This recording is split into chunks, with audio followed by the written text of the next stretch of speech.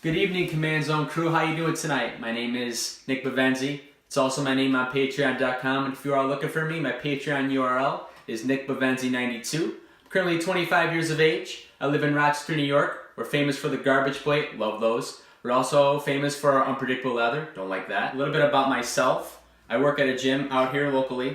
I also am an intern for a minor league professional hockey team. And then on most of my free time, I play Magic, obviously.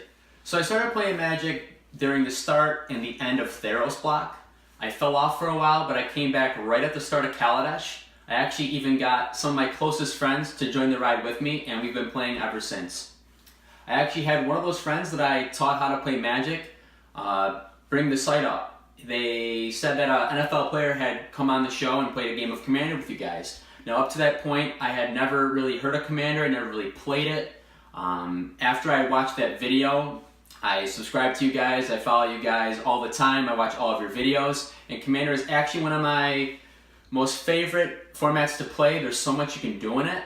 I like just all the different decks, all the cool combos and synergies that each deck can do, and I want to play every deck, but I'm unfortunately a college student, so I don't have the funds to do that, but I make do with what I got. So if I were to appear on an episode of Game Nights with you guys, Jimmy, Josh, and other guests, there's a couple of different Commander decks I might think about playing, but the one that sticks out to me the most, the one I like to play the most, being a value-based, synergy-based player, will be these guys right here. Kynaios and Tiro Landfall, a very popular commander. However, most decks are built around a group hug, pillow fort, enchantment-based strategy.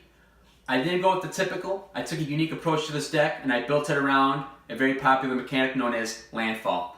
I like Landfall because I can play a land, it can trigger a couple of my abilities on the board, and then when those abilities triggers other abilities on the board. So I kind of have this big circle going, and I'm just thinking to myself when I go through my turns, wow, I'm really doing all this in one turn. There's so much value. My deck has many ways to get lands. I can tutor them up, I can put them in my graveyard, play them from my graveyard. I can even use lands like Ghost Court to blow up my own lands and get lands that I need. So what are my landfall triggers doing?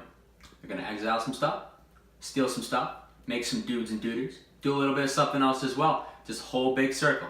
Two of my favorite cards in the deck, a little bit spicy, I'll bring them up to you. This card called Aura Shards, whenever I make my duders, get some triggers in there. Price of Glory, don't mind losing my own lands. You might mind losing your lands as well.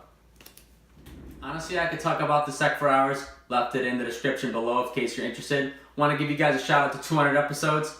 Hope to hear from you guys. Alright, take care.